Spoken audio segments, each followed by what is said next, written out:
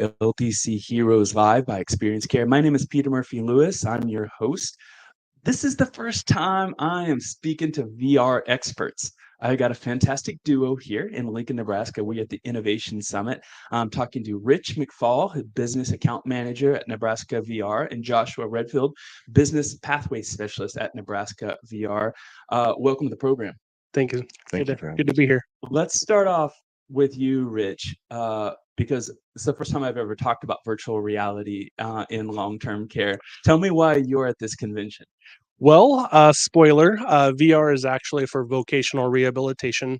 We're a state employment program working with individuals with a disability, ultimately trying to help them find, maintain, and keep a job, and ultimately just connect in places like this with the LTC to some candidates. I think it's the first time that I remember talking to someone from vocation rehabilitation in long-term care. How did this conversation get started? Why are you here? Who do you know? How long has this been brewing? Yeah, actually, it was Tracy Lichty with Newcastle Retirement Center in Omaha. She was already connected with one of the local school districts, and they're actually the one that introduced me to her. And it's been a phenomenal partnership ever since. So, Josh, tell me a little bit about how this works. Talk to me a little bit about the mechanics. What is your role, and then what are you doing from the skilling side to make sure that there's support for the needs, the entry level needs that they have at long term care, at least in this first relationship. Yeah, so I guess I'll just talk a little bit about the grant that I work with, but the Career Pathways Advancement Project, it's designed to partner with businesses and really open up opportunities for everybody working for them to upskill. And if they've never identified before, or they've always had identified as having a physical or a hidden disability of any kind, we're able to help them move forward in their career if they choose. Can you give me an example? Let's try to bring it down, maybe even a real example. When you mean skill up, walk me through where they're skilling up and then where you all come in and able to support somebody with a disability. Yeah, so it could be a lot of different things, but it could be someone at a very entry level, that I know Rich referred to it, but someone washing, clothes and wanting to get different credentials or different ways of just advancing their career there. Or it could be someone that just started out at an entry level position like that, and they decide, you know what, I actually have more to give than this. I would like to try to be a CNA. Mm. I would like to challenge myself and do something more than what I ever thought I could do. So you find the financial resources to support them with that upskill, and then comes in there. You also come in. Give me an example of someone from your organization. Do you already have case studies of someone who's working in long-term care that's come from Nebraska VR? Yeah, I know one of Tracy's favorites is currently working in laundry. That really just started by inviting that job seeker in for a tour. Her face lit up when she got to the laundry area, saw that there was a ton of clothes that needed to be folded, and she enjoyed it.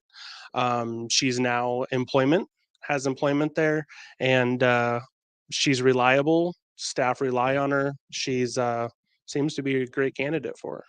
I love that example because I go to 10 to 20 conventions a year in long-term care, and staffing is always, it's the first thing they talk about. Second, third, fourth, and fifth, and sixth is 1 through 10 staffing.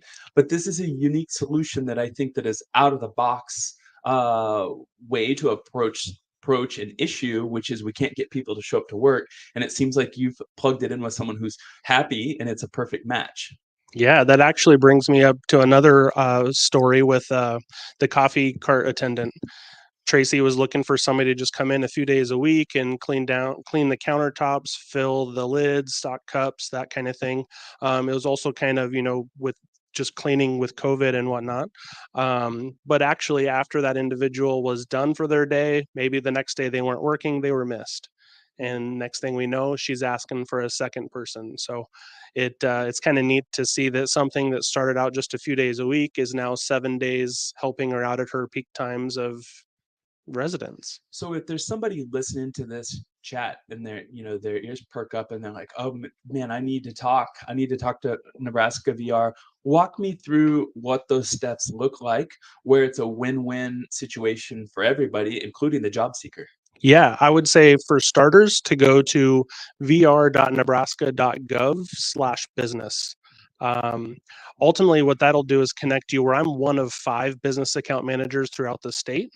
And you'll see each one of us on there. There's even a fancy Google map that has all of our counties, and get connected with that business account manager. And then from there, that's kind of just us meeting with the business, probably doing a tour, just kind of getting to know that business in a true standpoint. So that way, when we are working with a client, we ask those questions about, hey, transportation, or maybe that past education piece, those kind of things, to make sure that they're vetted in a way for that business before we just send a referral. I know this might be outside your wealth of knowledge, but do you know if these programs exist outside of Nebraska? They do. It's a statewide thing, and if I'm not mistaken, there's I want to say it's in the 70s as far as number of vocational rehabilitation across the state. I quarterly, me and my team meet with Iowa VR, Missouri VR, and just kind of touch base every quarter just to kind of see what common businesses we're talking to, current trends. It's a fantastic program. I'm certain anyone who's watched my interviews before can tell that I'm really, really interested in what you all do. And we've been talking for 15 or 20 minutes before we went live.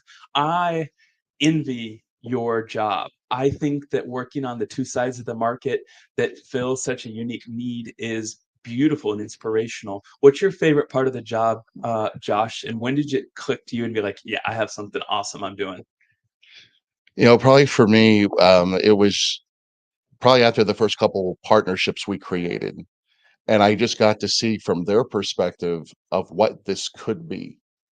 And they're like, wow, this is a unique opportunity. They never even really heard of VR up to this point. And they're like, yeah, we want to take this on. And they just advertised it like crazy. And, yeah, we just started making connections and getting referrals. Mm. Tell me, what could you potentially handle in terms of demand? Like a year from now, if you all are going to do a session here in an hour or so, and if you have 10 facilities who come knock on your door and start that conversation, would you be able to supply and help them with job seekers a year from now? Would you be able to ramp up to 10 asks? I would say start that conversation now, because working with the school districts and getting those students and other job seekers involved in just a tour of your facility, start that now. Because for one, if somebody doesn't know about those opportunities, they're not going to have a specific goal in that industry. So maybe they start with CNA, maybe that works for them, maybe they want to try something different. But long-term care has such a variety of positions, um, that essentially it's kind of a one-stop shop for employment's sake. Gentlemen, to wrap this up, I'm going to ask this question to both of you. Obviously, you all have some metrics, you have some KPIs inside of your organization that you guys are held up to, but I'm interested in the intangible feedback that you've received, whether it be from a job seeker or from Tracy or from someone inside of your organization about how proud they are of what you've been doing of making this match with long-term care. Take me to the moment. Feel free to give as many details of when you're like, oh, this is good right here, what we're doing. I'll start with you, Josh. Yeah, some of the best feedback we've gotten, and I wish I would receive more of that myself, but my counselors, they'll come back and they'll get, someone either talked to them on the phone or sent them an email after they've, gotten through the training that they needed. And they're like, this thing changed my life. They're like, I don't know if I would have even thought about the opportunity or have ever been brave enough to attempt doing this if we weren't alongside them, helping them out. Love it. I think it's going to go back to that same laundry story, and I don't want to, necessarily say the same thing, but even me going in for another tour and seeing that individual in laundry, just all these piles of folded clothes, and then of course being in laundry, it smells good in there, and she was very proud and she wanted to stay on task.